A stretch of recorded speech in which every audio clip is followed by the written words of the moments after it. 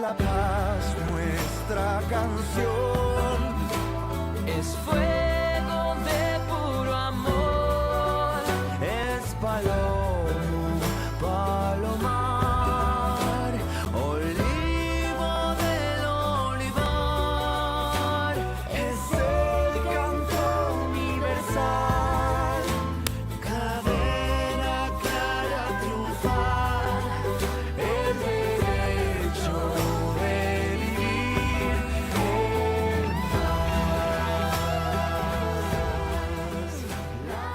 paz. Buenas tardes y bienvenidos a todos los que nos ven a través de nuestro canal de YouTube. Hoy día tenemos el agrado de contar con la presencia con el doctor Jorge Rojas Hernández, quien es sociólogo y doctor en sociología de la Leibniz Universität en Hannover, donde además fue investigador en el Instituto de Sociología durante varios años y ciudad en la que también vivió y pasó varios años con su familia. Bueno, además fue decano de la Facultad de Ciencias Sociales de la Universidad de Concepción y también vicerrector de Relaciones Institucionales y Vinculación con el Medio de la misma institución. Actualmente es profesor titular y director del Departamento de Sociología de la UD Conce y profesor e investigador del CRIAM, que es el Centro de Recursos Hídricos para la Agricultura y Economía. Así que, en primer lugar, dar la bienvenida y agradecer este contacto desde Hannover hacia la octava región, que es la región del Biobío. Así que bienvenido, Jorge. Ya, querida Rosana, muchas gracias, y a Chilenos de Bajo Sajonia por esta invitación que me honra, y estuve hace poco más de un año en el Instituto de Sociología también dando una charla sobre la situación de Chile, y me encanta además que los chilenos se mantengan activos como siempre lo han sido, preocupados por lo que pasa, digamos, en Chile, en América Latina, y encantado también de poder entonces contribuir con mis puntos de vista basados en las investigaciones, en los estudios que realizamos sobre el país y sobre el mundo. Yo viví además muchos años, 20 años en Hannover, así que me siento también con mucha identidad, con mucho arraigo en esa hermosa ciudad. Bueno, pasemos a la entrevista. Muy bien. Chile despertó ha sido el lema de este estallido social que comenzó el 18 de octubre del 2019. Pero sabemos que las manifestaciones por el descontento de los chilenos vienen desde hace varios años atrás. Para hacer un breve recuento, ¿no? Tenemos que en el año 2006 empezamos con la famosa Revolución Pingüina, que fue por parte de los escolares, ¿cierto? De los colegios, quienes revolucionaron el sistema educacional, y luego le siguieron ya los estudiantes universitarios en el año 2011, que también fue un gran movimiento, y bueno, continuamos luego con el movimiento No Más AFP, ¿cierto? Que fue el 2018, también la lucha de las mujeres en contra de la discriminación, la violencia y los abusos. También se han hecho parte de los movimientos étnicos y tantos otros. Podríamos decir que lo ocurrido el 18 de octubre del año pasado fue la representación de 40 años de descontento social y de que los chilenos en el fondo dijeron basta. Lo interesante de este movimiento es que participan personas de diferentes edades, sexos, estratos sociales. Ya no estamos hablando, ¿cierto?, de grupos aislados, hablamos de una sociedad completa que se ha unido y se atrevió a levantar la voz para luchar por un Chile más justo. Y esto mismo fue lo que vimos reflejado en el resultado del plebiscito que ocurrió algunas semanas atrás. Así que, desde tu punto de vista, ¿cuáles son los cambios iniciales más importantes que deberían ocurrir en Chile para poder comenzar a pensar en Chile como un país más igualitario? Bueno, ha hecho una buena síntesis de lo que ha pasado, digamos, en los últimos 40 años en Chile. Hay que decir que en realidad Chile desde la época de la independencia, que se ha caracterizado por ser un país que siempre está luchando por lo social. Quizás diríamos que una característica de la emergencia de Chile a la independencia, las peleas, las luchas del siglo XIX, pero sobre todo las del siglo XX, tenía que ver con el tema, digamos, de construir un orden social más justo, más inclusivo, más equitativo, más solidario. Esa es una característica y una lucha que también ha caracterizado a otros países del mundo, especialmente también, obviamente, a Europa, ¿no? Pero también a otros países latinoamericanos. Es una lucha difícil, compleja, porque se instalan, digamos, en otros países grupos dominantes que no siempre están dispuestos, digamos, a que se produzcan ciertos cambios, y a veces ocurren cosas terribles, digamos. Bueno, nosotros vivimos la tragedia prácticamente de la caída del gobierno de Allende, que fue la culminación, digamos, de un proceso de emancipación, de cambios importantes, digamos, que fue aplaudido por todo el mundo prácticamente, porque era una forma democrática de construir un orden social más avanzado. Justamente, digamos, quizás hay que indicar de que esta impronta, digamos, chilena de los partidos políticos, de los trabajadores, de los movimientos sociales, de las mujeres, de los jóvenes, incluso de los niños, de crear un orden mejor, fue que culminó, digamos, en esa época y lamentablemente terminó con la dictadura, digamos, de Pinochet, que implantó un modelo, digamos, totalmente contrario a lo que era la historia, la huella histórica del país, lo que era, digamos, su progresismo, digamos, histórico, ¿no? Implantó, digamos, un modelo que ya es muy conocido como neoliberal, que está basado en el mercado, ¿no es cierto? Y privatizado. O sea, antes Chile era un país más social, más solidario y con un Estado que se preocupaba más de los problemas de la sociedad. Digamos, la dictadura empezó un régimen que abandona la sociedad prácticamente, como lo dicen en el estallido social, digamos, mucho, como lo mencionan en muchos lugares, digamos, el Estado nos ha abandonado, y también la pandemia indica cosas similares, digamos, es decir, que hay sectores en que no hay salud, en que, digamos, no hay adecuada infraestructura. Entonces, el Estado antes era mejor, hay que decirlo claramente, y las rentas eran mejores, los empleos eran también de más calidad, y la educación era pública. Yo mismo, como joven, estudié en un liceo, Guillermo Rivera Cotapo, de la ciudad de Viña del Mar, donde yo crecí y me desarrollé. Ese era un liceo público, y ahí iban todos los sectores de las distintas clases sociales, sectores bajos, sectores medios, sectores altos. No existían los colegios privados propiamente tal, y eran de calidad, por supuesto. Y había uno de hombres y uno de mujeres, digamos, ¿no? Entonces ya se encontraban por ahí a conversar, por supuesto. Eso, ¿no? Claro. Entonces hay que recordar que Chile fue distinto antes, porque yo planteo la hipótesis de que todo país tiene una huella histórica, incluso tiene una huella cognitiva, una manera de entender, una manera, digamos, de conocerse.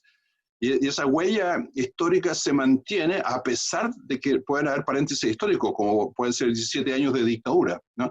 Esto lo digo para indicar de que esa huella histórica fue retomada por los pingüinos, pero incluso antes, digamos, por las protestas sociales a partir del 2082-83, cuando empezó la crisis del modelo neoliberal bajo la dictadura.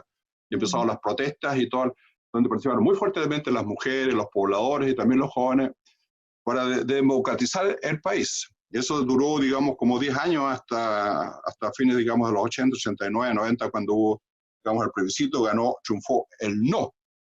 Ahora, ese modelo neoliberal privatizador, que privatizó la educación, privatizó la salud, privatizó, digamos, las pensiones, ¿no es cierto? Privatizó incluso las calles, digamos, ¿eh? Ese modelo tuvo un cierto éxito, porque teníamos un cobre con alto precio, bueno, hubo, digamos, ciertos indicadores económicos positivos que hicieron que también mucha gente, muchos chilenos creyeran que era un modelo que tenía, digamos, posibilidades no sé, de brindar algún tipo, digamos, de desarrollo, de progreso para la gente. Y algunos progresaron, pero muchos entraron al progreso, pero entraron endeudados, como los estudiantes, por ejemplo. Exactamente. Los estudiantes pudieron estudiar, y ya sabemos que ahora uno de 10 estudiaban de la familia en la universidad, después 1 de cada 8, digamos, muchísimo, ¿ya? Pero con deuda, con endeudamiento, porque el sistema se privatizó, incluso las instituciones públicas. Entonces, lo que hubo antes, que era público y que era de calidad, tanto en salud como en educación, como también, digamos, en las pensiones, eso fue borrado por digamos, los economistas neoliberales que, digamos, estuvieron involucrados, digamos, en la dictadura. Y después, lamentablemente, eso no se cambió en democracia, ese modelo. Pero el modelo hizo crisis, ese modelo hizo crisis, ¿no? Hizo crisis, digamos, y la crisis tiene que ver con la desigualdad, justamente, con el tema, digamos, de que generaba desigualdad, generaba ilusiones de poder avanzar, ¿no es cierto? La gente podía tener, digamos, acceso a ciertos bienes, a comprar, pero sobre el endeudamiento. Se dice que el chileno tiene como promedio como 3, digamos, sueldos de endeudamiento, ¿no? Entonces que vivía hipotecado prácticamente, que, digamos, compraba un auto hipotecado. La educación, digamos, era a través de crédito. La educación privada, digamos, básica, secundaria, o la universitaria, ¿no? Y ese sistema, entonces, a fines de los 80 y a comienzos de los 90 empezó a hacer crisis, ¿ya? Y la primera expresión es lo que tú mencionabas, el movimiento de los pingüinos, justamente, ¿no? Que fue un movimiento muy bonito, digamos, muy masivo, de millones de estudiantes secundarios que se movilizaron, que tomaron conciencia. ¿Cuál era la conciencia que ellos tomaron? Dice, bueno, esta educación municipal que se nos ofrece es de mala calidad. Exacto. Entonces nosotros no vamos a progresar con esta educación, porque se empezó a olvidar la educación, lo que se llamaba la municipalización de la educación. El Estado entregó la educación pública a los municipios, pero los municipios son desiguales. No es lo mismo un municipio de Las Condes o de Providencia a un municipio, digamos, de una comuna más pobre, que la mayoría lo son, no tienen los mismos recursos para, digamos, apoyar, digamos, una buena educación. Entonces se produjo una tremenda desigualdad en la educación, es una primera desigualdad. Entonces algunos padres dijeron, bueno, vamos a una privada subvencionada, los que tenían un poco más recursos vamos a una privada, ¿no? Y se generaron 3 tipos de escuelas con discriminación tremenda, digamos, educacional. Entonces los pingüinos toman conciencia que eran de las escuelas municipales, digamos, no eran de las privadas, aunque algunos también de las subvencionadas también se digamos, solidarizaron con el movimiento de los pingüinos. La sociedad chilena, eso hay que decirlo desde el punto de vista sociológico, aplaudió a los estudiantes secundarios, ¿no? Fueron muy bien vistos porque fueron acciones inteligentes, de grande movilización, con mucha, digamos, capacidad analítica y discursiva, se habían preparado muy bien, esto no fue una cosa así espontánea de que de repente salen a la calle, digamos, o se toman colegio, sino que tenían, digamos, una enorme capacidad, digamos, de argumentación, ¿no? Y su planteamiento principal era calidad de la educación y mantener la educación pública ante el avance de la educación privada, la subvencionada y la privada. Ese fue el 2006, justamente, el movimiento del 2006. Por eso que ahí empiezan, digamos, los primeros síntomas de la crisis, pero también los primeros síntomas de toma de conciencia de los estudiantes. Y después, el 2011, estos pingüinos crecieron, entraron a la universidad, ¿cierto? Y crearon el movimiento universitario el 2011. Nosotros conocimos a dirigentes de esa época en la Universidad de Concepción, porque nosotros ya éramos profesores y nosotros apoyamos como profesores tanto el movimiento de los pingüinos como, digamos, el movimiento universitario de 2011 en la Universidad de Concepción, como lo apoyaron en la Universidad de Chile. Y ahí surgieron estos grandes líderes como la Camila Vallejo, digamos, como, digamos, George Jackson, y los que ahora están en el Parlamento, digamos, son nuevos dirigentes, ¿no es cierto?, que surgieron.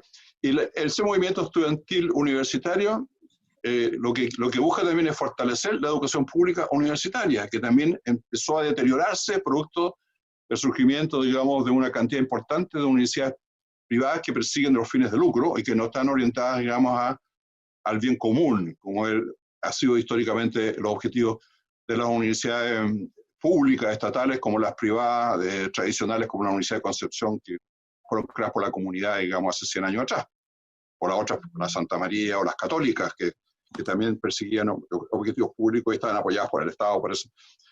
Entonces, esos fueron movimientos muy importantes, donde uno se da cuenta que hay toma de conciencia de sectores juveniles muy importante. Es el despertar que tú mencionas, es un despertar de los jóvenes, primero de los niños, los adolescentes y los jóvenes, que tiene que ver con sus derechos, o sea, de tomar conciencia de que una sociedad sin derechos sociales es lo que se está construyendo y con mucha ilusión, digamos, de mercado, digamos, de que todo va a ser regulado por la oferta y la demanda, digamos. Y eso sabemos que en ninguna parte del mundo ha funcionado un modelo neoliberal, digamos. Incluso veamos que la crisis que tiene Estados Unidos es esta crisis, también es una crisis del liberalismo norteamericano actualmente, esta tremenda crisis que está viviendo Estados Unidos actual, tan polarizada, porque también hay enormes desigualdades raciales, sociales, de todo tipo, sanitarias, digamos. Bueno, por eso diría yo que lo que representa, digamos, estos movimientos son tomas de conciencias históricas, ¿no? De procesos, digamos, dinámicos donde la sociedad va tomando conciencia y esa conciencia la toma a veces en contra del Estado, en contra incluso de los partidos políticos tradicionales, que no siempre entienden, digamos, por dónde va la sociedad, ¿no? Y a esos después se unen otros movimientos como No Más AFP, ¿no es cierto? Que fue un movimiento muy masivo, el de los estudiantes también fue muy masivo, ¿no es cierto? Y el estallido, ¿qué decir? Porque el estallido social ya tiene, digamos, una relevancia mundial, porque el estallido social hubo momentos en que en Santiago se manifestaron 1,5 millones de personas. Y ese estallido social, lo interesante del estallido social, también tú lo mencionaste, digamos, en la presentación, fue transversal. Fue transversal socialmente, o sea que habían jóvenes, niños, jóvenes, mujeres, adultos, mayores, comunidades indígenas, ¿no es cierto? Comunidades sexuales, estuvieron todos presentes y fue un movimiento desde sectores pobres a sectores medios, a la clase media que también en esto, que digamos el mercado no le ofrece a nadie, digamos, garantía de que van a poder progresar, solamente plantea las posibilidades ilusorias, digamos, de mejorar. Entonces, el estallido social es, diríamos, en cierto modo, una culminación de esta, digamos, desigualdades, de toma de conciencia de las desigualdades y también toma de conciencia, diríamos, también del malestar, el malestar social. O sea, la sociedad toma conciencia de que es maltratada socialmente, de que hay enormes avances macroeconómicos, que el país creció 6-7% en mucho tiempo, tuvo un enorme crecimiento económico, pero sin repartición, sin que eso llegara, digamos, a la sociedad. Ese es el gran, digamos, la gran contradicción, digamos, de estas políticas de mercado sin Estado social. Cuando no hay Estado social, no hay, digamos, repartición, porque el mercado reparte, digamos, no distribuye, sino que el mercado se impone en las fuerzas que tienen más poder económico, ¿no? Entonces, claro, hay un sector que se ha enriquecido mucho, digamos, una minoría, una élite en Chile, que leí hace poco, el 1% de los chilenos controlan casi como el 23% del Producto Bruto del país. El 1%. 1%.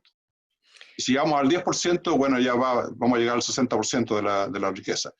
Entonces, mientras más pobre eres o sectores, menos posibilidades tienes de participar, digamos, de la riqueza que produce el conjunto de la sociedad.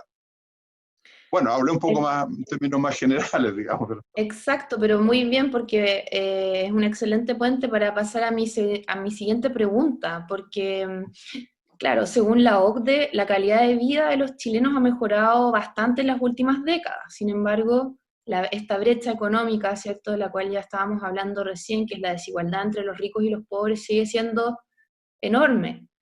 Entonces, bueno, uno se pregunta, ¿estarán las familias más adineradas de nuestro país dispuestas a ceder ante esto? ¿Y estará el Estado de Chile dispuesto a implementar medidas que regulen esto?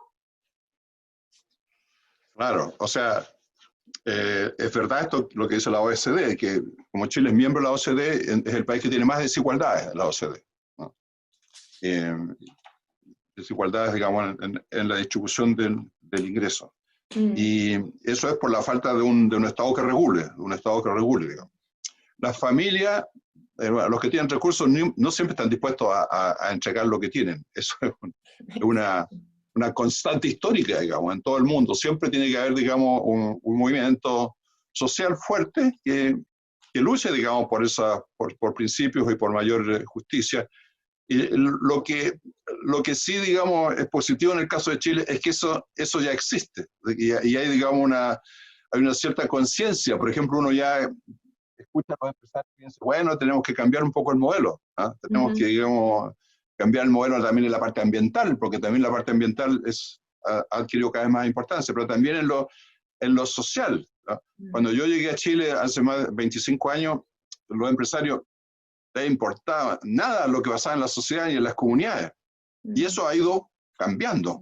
Se dan cuenta de que ahora la empresa, digamos, si no tiene algún tipo de legitimidad en la sociedad, no tiene ninguna posibilidad, digamos, de tener, digamos, su sostenibilidad en el tiempo. Además de que ellos viven también de las exportaciones y también están, digamos, siendo observados internacionalmente si tienen algún tipo, digamos, de lo que se llama el dumping social, ¿no es cierto? A nivel mundial y en la OECD se discute lo del dumping social. El dumping social es cuando una empresa, digamos, externaliza lo social, cuando tiene pasivos sociales, o sea, cuando tiene demasiadas desigualdades sociales, y la desigualdad social es digamos, un elemento del intercambio, porque producen más barato y por lo tanto tiene, digamos, una competencia, digamos, que lo favorece porque no protege la sociedad, porque no paga buenas remuneraciones o porque no protege el medio ambiente, ¿no? Dumping ambiental, dumping social. Y eso está digamos, criticado fuertemente a nivel internacional. Entonces,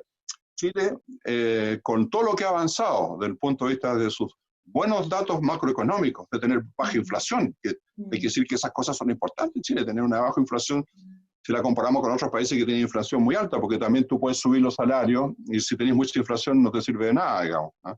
Baja inflación, buenos niveles de inversión, tienen un banco del Estado, un banco, digamos, central que regula, digamos, este tipo, digamos, de datos macroeconómicos, de índices macroeconómicos.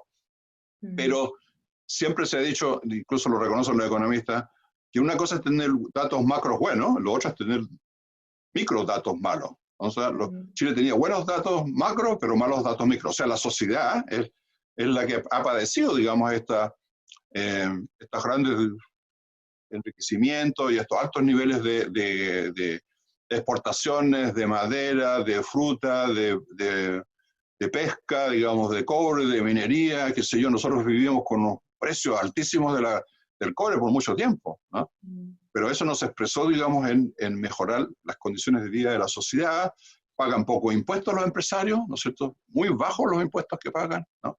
Y por otro lado, no pagan en las regiones donde explotan los recursos. Eso es otro tema también que tiene que ver con la falta de equidad, digamos, en la producción. O sea, que sacan recursos hídricos, del agua, de la minería, del norte, del sur, pero a veces pagan unos pocos en Santiago, porque allá tienen su oficina, ¿no? Y eso no debe ser, digamos, ese centralismo, digamos.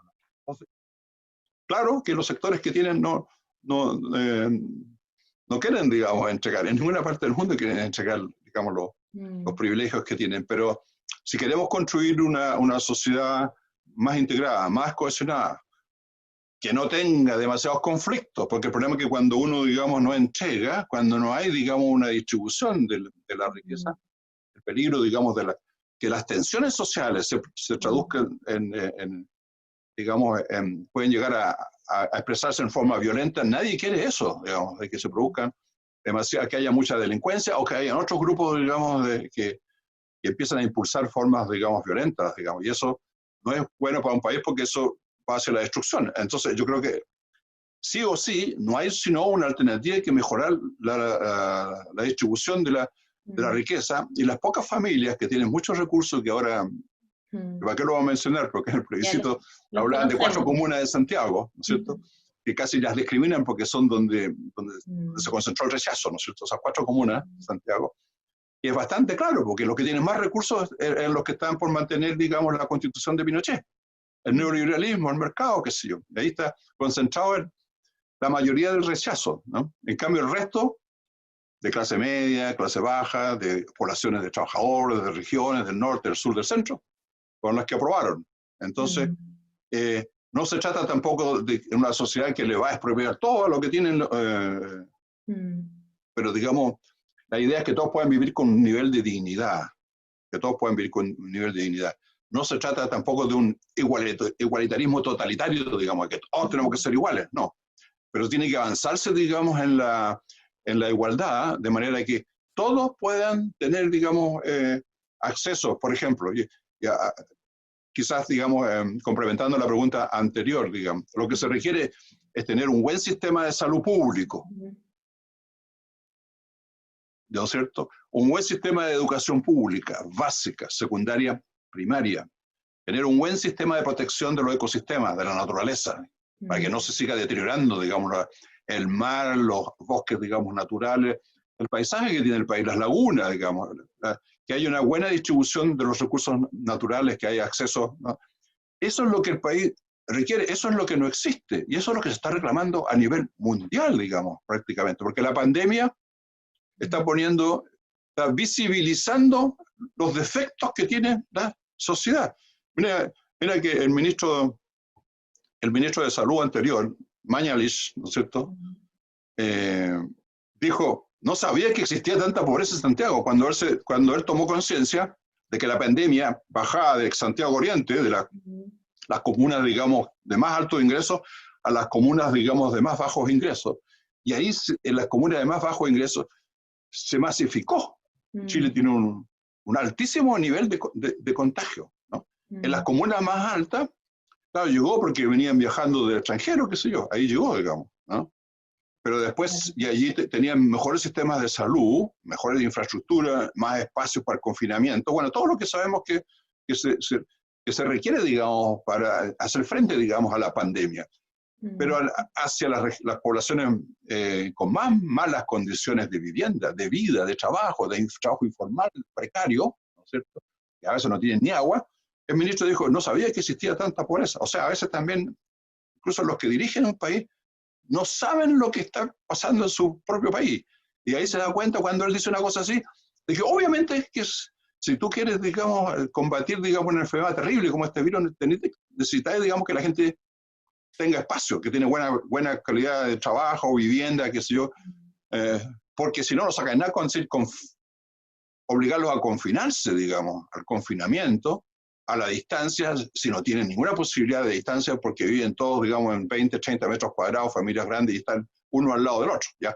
Entonces, aparte, muchos ni siquiera tienen la posibilidad de decir, no voy a trabajar, porque viven de lo que ganan, claro, en el día a día. Claro. Entonces yo creo que diríamos que es una lección, yo cito a veces a un sociólogo famoso español que se llama Manuel Castel, que actualmente es ministro de Universidades del gobierno español. Y cuando le preguntaron a Manuel Castel, ¿cuál es la lección de la pandemia para España? Y dijo, bueno, primero dijo dos cosas, el mundo está cambiando y no va a volver atrás. Lo importante es que ojalá nosotros podamos influir para cambiar el mundo, porque si no, otros los van a cambiar en otro sentido. Y lo segundo o lo tercero, dijo, es que la sanidad es la infraestructura de la sociedad. Bueno, es un lenguaje más español, claro. Nosotros diríamos que el sistema de salud, un buen sistema público de salud, ¿no es cierto?, es la base de la sociedad. Un sistema de salud que además, digamos, sea preventivo, porque aquí en Chile se discute hace años ya esto, que sea preventivo, digamos, porque van a venir más pandemias, ¿no es cierto? Otro sociólogo famoso que estuvo con nosotros en una conversación, Boaventura de Sosa Santos, famoso mundialmente, decía, bueno, vamos a tener pandemias intermitentes. O sea que vamos a salir de una y quizás vamos a entrar en otra, aunque tengamos la vacuna. Entonces hay que prepararse para eso. Y para eso, claro, la salud pública es fundamental, pero una salud pública que sea preventiva, que también sea curativa, por supuesto, que esté bien, digamos, equipada y que investigue, que tengamos ciencias de la salud, que tengamos laboratorios. En Chile han ido incrementando los laboratorios, creo que ahora hay 150, al comienzo habían poquísimos, digamos, para hacer los test. Y ahora se pueden llegar casi hasta 35.000 test al día, que es bastante, pero antes empezaron con 3.000, qué sé yo.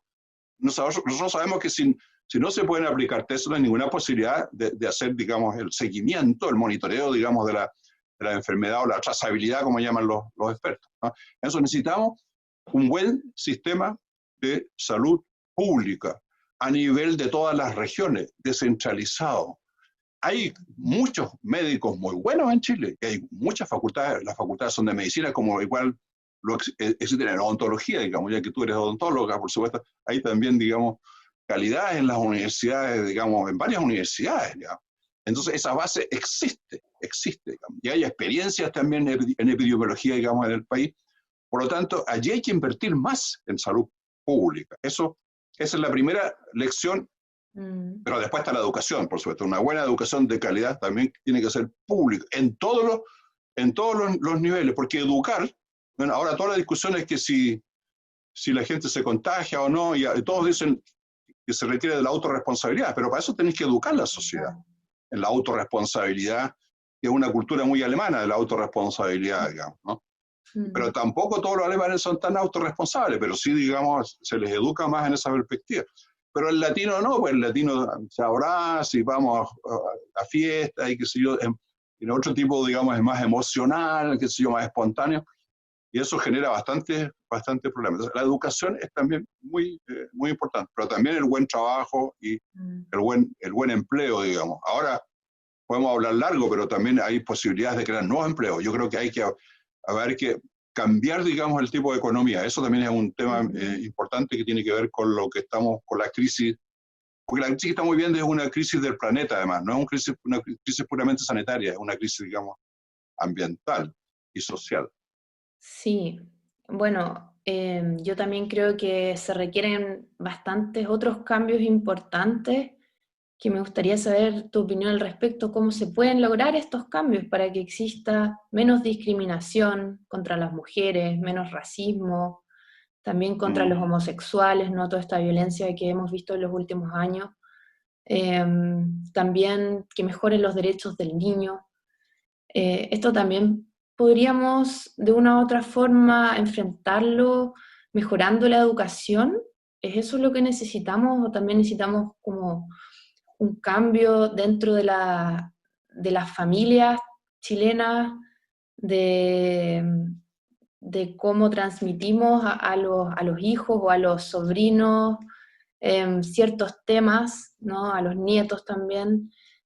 ¿Cómo podríamos mejorar en cuanto a esto?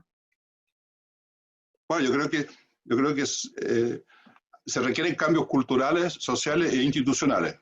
O sea, una cosa está vinculada con otra, digamos. A veces algunos piensan que hay que hacer puros cambios de abajo, pero esos cambios de abajo, si no tienen un correlativo en las instituciones, chocan con las instituciones. Y hay que producir cambios tanto en las instituciones como, digamos, en la sociedad. Por ejemplo, se necesita otro tipo de Estado. El Estado que nosotros tenemos es del siglo pasado, pero en muchas sociedades tienen estados del siglo pasado. Eso tenía que ver con la sociedad industrial, con otro tipo de ordenamiento social, cultural, político, económico. Nosotros ahora estamos viviendo una crisis del antropoceno, que es una crisis, digamos, terrible, que es planetaria prácticamente, ¿no? Que es ecológica. Entonces requiere otro tipo de Estado. Y estamos viviendo también una crisis social muy, muy fuerte. La crisis social tiene que ver también con un cambio de paradigma de los individuos. Los individuos son muy distintos los de ahora a los que nosotros éramos antes y lo que era la sociedad, digamos, hace 40, 50 años atrás, ¿no? Entonces, y el Estado no ha cambiado. Lo que tú dices de los niños, no puede ser que existan instituciones donde los niños son maltratados, como tenemos el caso de Chile, que en unos años más de 2.000 niños murieron por maltrato, ¿ya? Y en manos del Estado. Pero el Estado a veces privatiza eso, ¿me entiendes? Eso no puede ser, pues eso es indigno, digamos, de una sociedad que está en la OCDE y que dice que lucha por los derechos humanos, qué sé yo. Entonces no puede ser que los niños no tengan derechos. Los niños tienen que tener derechos. Los niños, el ser humano es sujeto siempre, y eso yo creo que es algo que en la sociedad todavía medias colonialistas, con culturas coloniales, culturas que vienen de hace 300, 400 años atrás, ¿no es cierto?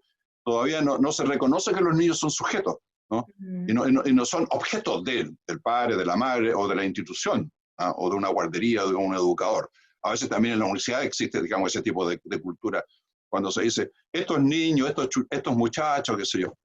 No, pues son jóvenes y los jóvenes son sujetos. Los niños son sujetos desde siempre son sujetos, ¿ya? Sujeto quiere decir que son sujetos de derecho y por lo tanto tienen derecho a vivir, a opinar, digamos, y a desarrollarse como personas desde siempre, desde un comienzo, ¿ya? Eso tiene que ver con avanzar en lo que es la época moderna, digamos, ¿no? O postmoderna, digo, época moderna.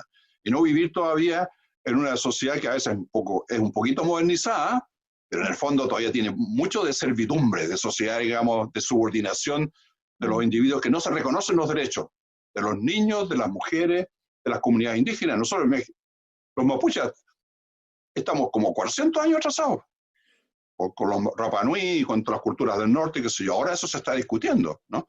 Pero ya nosotros debíamos tener hace tiempo reconocimiento a los pueblos, digamos, originarios, reconocimiento constitucional, que todavía no existe en Chile.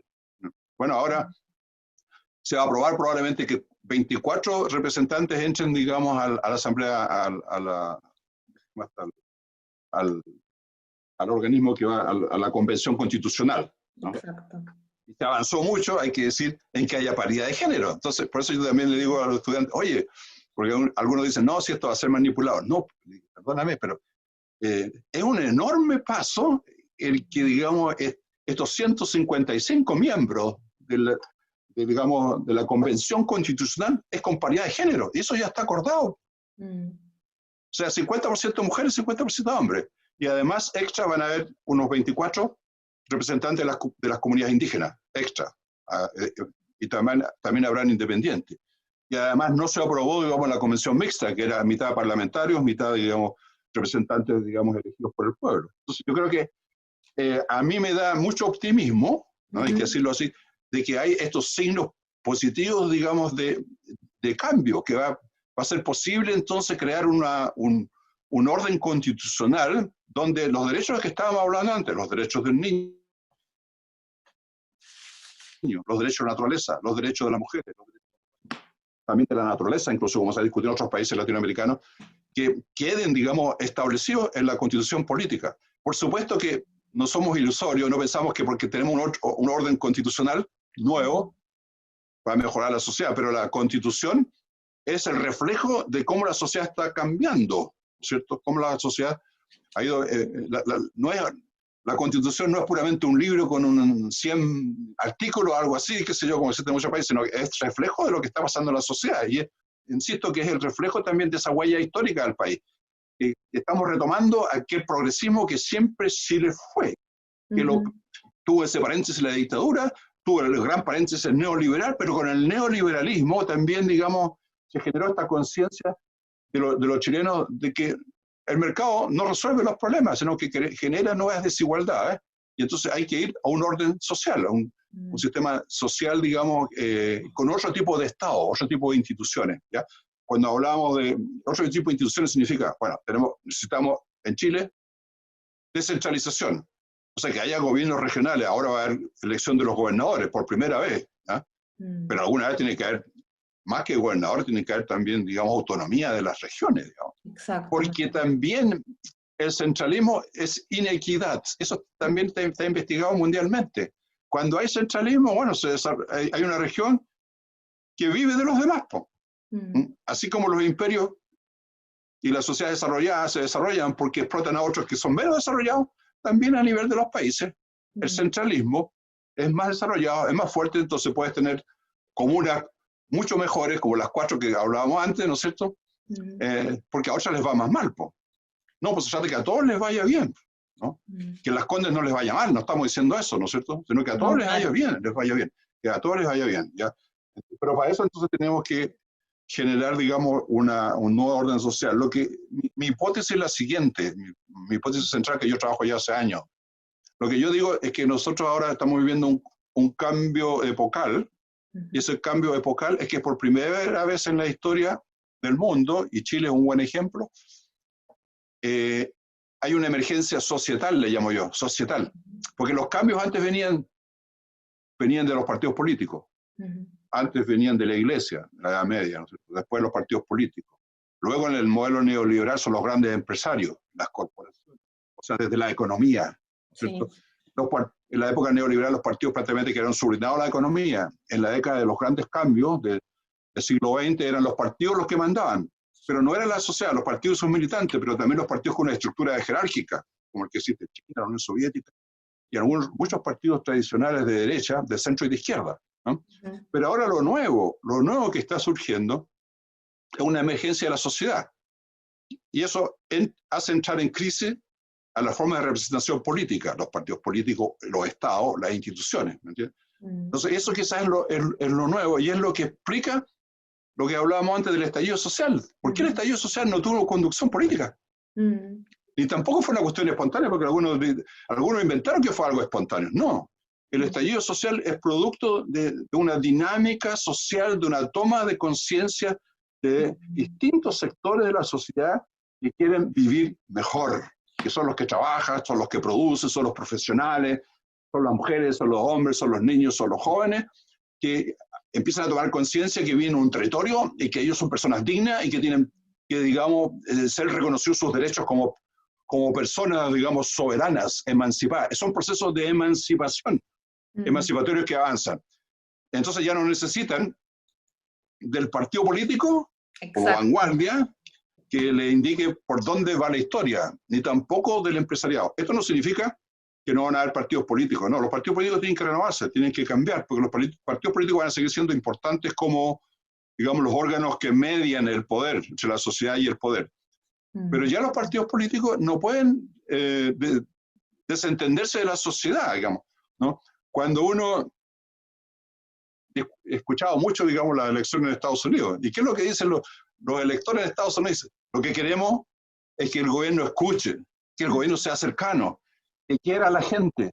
Eso decían una entrevista a los latinos, digamos, y que no nos odien, de que no nos discriminen, digamos. Y la raza negra, los negros también de Estados Unidos que están muy discriminados, también dicen lo mismo. Pero es lo mismo que dicen en Chile, y es lo mismo que dicen en España, es lo mismo que dicen en Alemania la gente, digamos, ¿no? Pero también en los países árabes, que también están despertando. Entonces, eso es un movimiento mundial de emergencia de nuevas subjetividades, podemos llamar. O sea, que los individuos son cada vez más capaces ellos mismos de pensar por sí mismos y no necesitan entonces que otros les digan para dónde va a ir. O sea, los partidos, la empresa, el Estado, el gobierno y qué sé yo, ¿no? En el caso de Chile, alguien decía, hoy el gobierno de Piñera se acabó, decían más o menos, ¿no? Y es verdad que el gobierno de Piñera no ha sido capaz de implementar ninguna política de las que ellos pensaron en un momento dado antes de llegar al gobierno, ¿no? Y que todo lo que la agenda del gobierno, de la política, tiene que ver con el estallido social. El plebiscito fue producto del estallido social. Exacto. ¿No? ¿Me entiendes? Entonces, y la agenda que viene después, bueno, para digamos, terminar, redondear un poco la idea, la agenda del proceso constituyente, el proceso constituyente que ha durado unos 2 años, tiene que ir acompañado por discusiones sobre temas sustantivos, que vayan en la Constitución, pero que sobre todo se han tomado, digamos, por los gobiernos que vienen después. Los gobiernos regionales, las gobernaciones, por los gobiernos nacionales. ¿Y cuáles son esos temas? Los que hemos estado diciendo antes, digamos. Una salud pública de calidad, una educación pública de calidad, una protección de los recursos naturales, una buena gobernanza del agua, una priorización del agua como recurso humano, ¿no es cierto? Porque eso tampoco existe en Chile, ¿no? El agua como un bien público. Nosotros estamos discutiendo esto en el Centro de Recursos Hídricos para la Agricultura y la Minería. Tú dijiste economía, minería. El CRIAM, que es un centro que estudia el agua justamente, un centro, digamos, de excelencia académica, donde yo soy investigador. Y ahí se está discutiendo y se están haciendo propuestas, digamos, de cómo debe tratarse el agua. Entonces, todo esto viene en realidad de la sociedad y nosotros nos sentimos parte de esa sociedad, ¿eh? Entonces van a venir nuevas instituciones, yo creo que van a tener que cambiarse las instituciones, va a tener que cambiarse, digamos, la forma de gobernar. Ahora, esto no va a ser en abstracto, ¿no? Porque yo digo, a ver, ¿cuáles son las nuevas instituciones que van a surgir en Chile? Bueno, yo digo, mire, actualmente, ¿cuáles son las instituciones que se han destacado desde el estallido social hasta la pandemia? Bueno, tenemos el Ministerio de Salud, sí, que es súper importante, pero que además tienen especialistas y qué sé yo. Es otro Ministerio de Salud, no es el Ministerio de Salud con un ministro que habla de vez en cuando, sino que está el colegio colegio médico. Colegio médico, ahí hay nuevos liderazgos incluso en el colegio médico, ¿no es cierto? Hay expertos, hay investigadores, están vinculados, y los otros son los municipios. Son los municipios. Las otras instituciones que se destacan son los municipios. Ahora, incluso el gobierno, digamos, nombró como ministro de Interior a un exalcalde. Un alcalde que se ha destacado mucho por su gestión local. Que claro, es de la UDI, pero al final lo que importa es que él es alguien que tiene una cercanía con la por la población. Entonces las instituciones nuevas que están, digamos, marcando el paso son los municipios, que nunca tuvieron importancia antes. Los municipios eran instancia, digamos, no tienen importancia como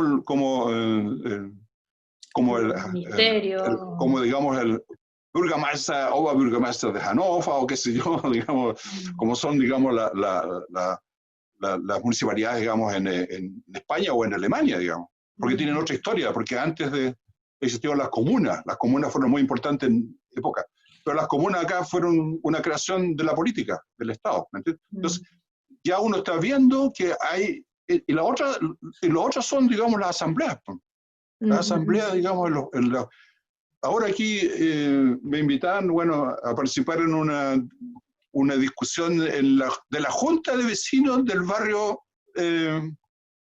digamos, Plaza Perú. Tú lo conoces, porque es del lado de la universidad.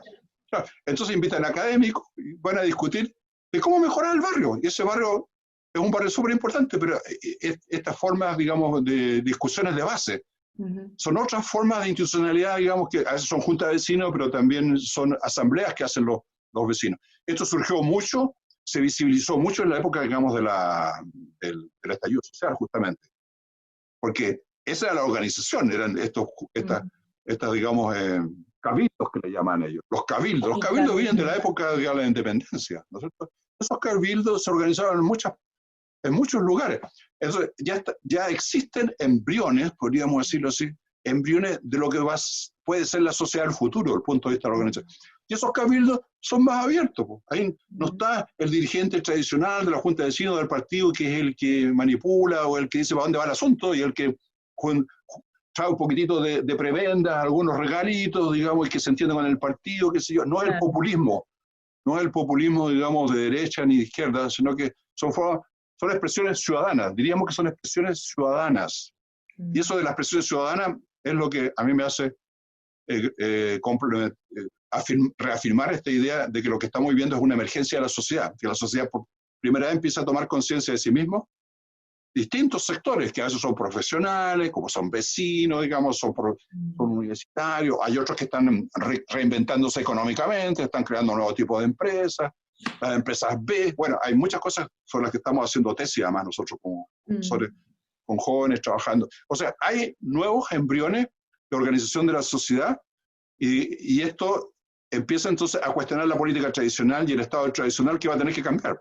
No digo que vamos a una sociedad anarquista, porque no se entienda, digamos, no entiende bien lo que quiero decir, sino que es una sociedad que se va a reorganizar de otra manera. Y todo esto se va a discutir mucho en el proceso constituyente en los próximos años en Chile. Y hay buenas bases para que pueda haber entonces cambios importantes y llegar entonces a una sociedad que respete más los derechos de las personas, de los niños, de los jóvenes, de los homosexuales, de los gays, digamos, de las mujeres, donde las comunidades indígenas sean respetadas por su cultura, digamos, su manera de ver el mundo, y además también ellos pueden hacer una tremenda contribución al cambio climático. No hemos hablado nada del cambio climático, pero digamos, este es otro gran tema que no puede estar olvidado en la política. El cambio climático, nosotros hemos hecho investigaciones sobre el cambio climático, estamos trabajando mucho sobre el tema del cambio climático, y el cambio climático ya no resiste más, o sea, no se puede sobrepasar la 1,5 grados de temperatura, como se acordó, digamos, en París, ¿cierto? El Acuerdo de París del 2015, y ahí hay que hacer enormes esfuerzos, digamos, para disminuir las emisiones, y eso significa que hay que reorganizar la ciudad, hay que reorganizar la producción, la economía, los estilos de vida, y hay que hacerlo, porque si no, va a colapsar el planeta, digamos, ¿no? Ahora ya están discutiendo de que incluso cómo se alimenta, el tipo de agricultura está generando muchas emisiones. No es solamente el problema del transporte, la industria y, digamos, la energía, digamos, claro, la energía fósil. Lo que hay que irse a una economía más verde. Y hay que decir que también Chile tiene esa posibilidad de ir, porque hay un acuerdo, digamos, de un Chile neutro, neutro de carbono el 50, que es la discusión mundial, ¿no es cierto? O sea, que Chile pueda ir avanzando, ya tenemos un 20% de matriz, digamos, de energías renovables no convencionales. Y tenemos además el sol, tenemos la radiación solar más Viento. fantástica, digamos, del mundo. Entonces, Ujú. hay muchas posibilidades, obviamente, de usar el sol como una energía renovable y que es limpia. Y tenemos viento en la Patagonia, en el sur, y en el centro también, y tenemos marea motriz. O sea, hay montones de posibilidades. A veces es falta de imaginación del capitalismo, digamos, y de los inversionistas, ¿no es cierto? Y de los países, digamos, de atreverse. Pero tenemos enormes capacidades para que el país sea más social, más ecológico, más humano y más verde. Y eso es lo que nosotros estamos haciendo como académicos, Eso es lo luchando. que todos nos gustaría que fuera. Ese es el Chile que todos imaginamos y yo creo, y fue súper bonito para mí participar en la elección del plebiscito desde acá a Alemania. Tuvimos que viajar nosotros a Hamburgo. Más allá del plebiscito en sí, de ver que la gente, algo los mueve, ya que hay algo que los mueve, hay algo que los atrae ir a votar. Fue muchísima gente como nunca a votar en los distintos consulados, no solo en Alemania, por supuesto, ¿no? Pero hablo de lo que vivimos acá y creo que refleja muy bien también lo que está pasando en Chile. Ahora, ¿va a seguir este movimiento social con tanta fuerza o podemos decir que quizás ahora que ya logramos este primer paso que fue el apruebo y la convención constitucional, ¿no? ¿Va la gente a ceder un poquito o crees que va a seguir con fuerza o quizás con mucho más fuerza para lograr mayores objetivos? Yo creo que todo eso depende, digamos, ahora está más complicado por la pandemia, digamos, las movilizaciones, ¿no es cierto? Ya es, entonces hay grupos que cada vez pueden ser más radicales, que se movilizan, ¿no es cierto? Pero todo va a depender, digamos, de cómo se encausa el proceso constituyente. Yo creo que depende en gran parte de eso. Si el proceso constituyente lo llegan a manipular o a controlar los partidos políticos, va a generar, digamos, demasiada, digamos, desconformidad Tensión, y malestar, digamos, en la sociedad y va a generar, digamos, puede generar nuevas movilizaciones sociales.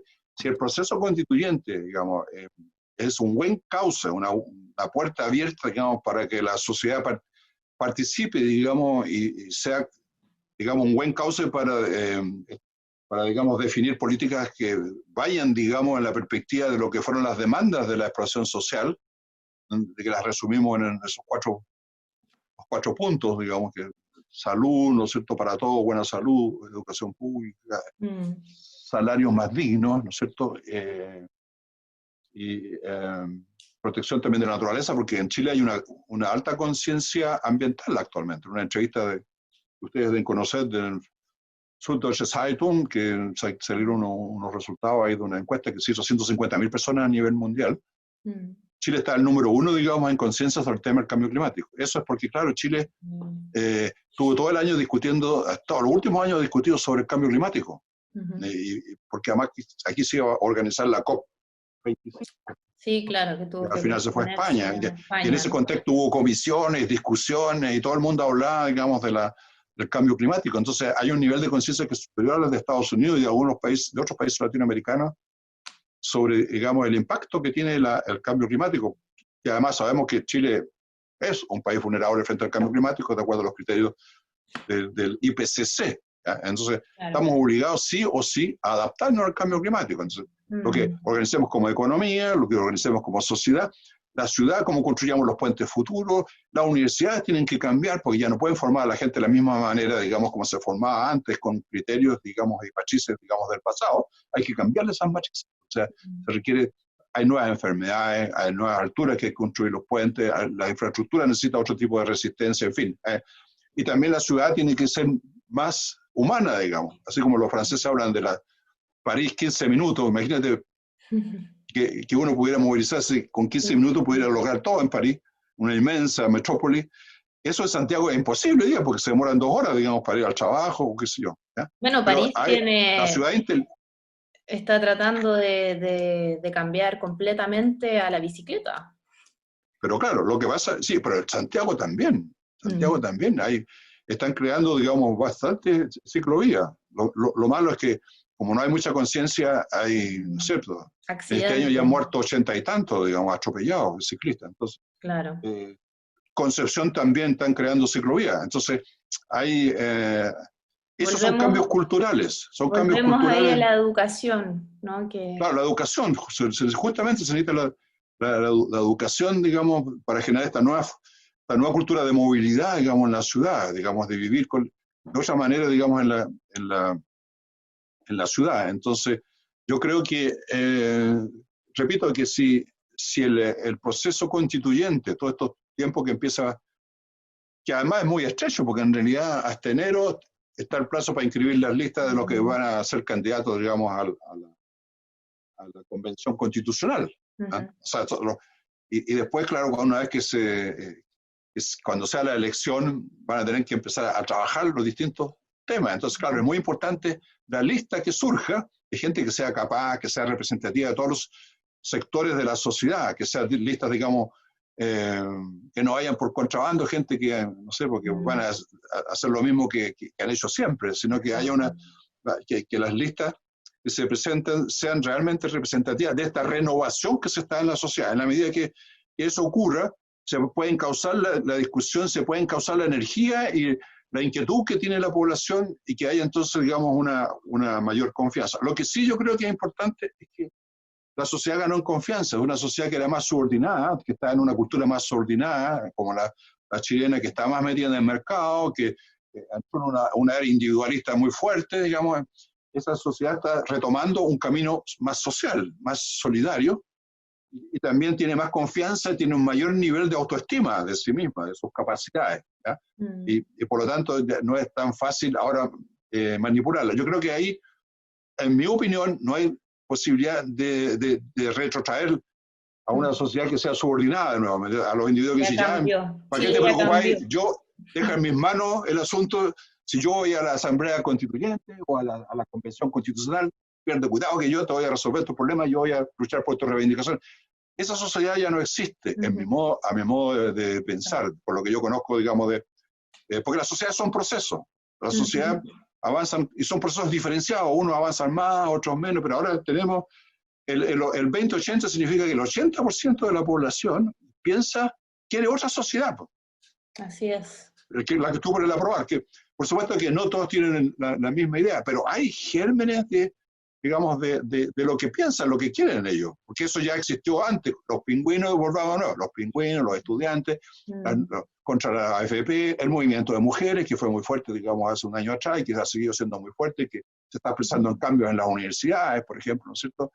El movimiento también, digamos, homosexual, que también ha sido las relaciones de género. Bueno, todo eso está pasando, ya ha pasado en Chile, está pasando en Chile.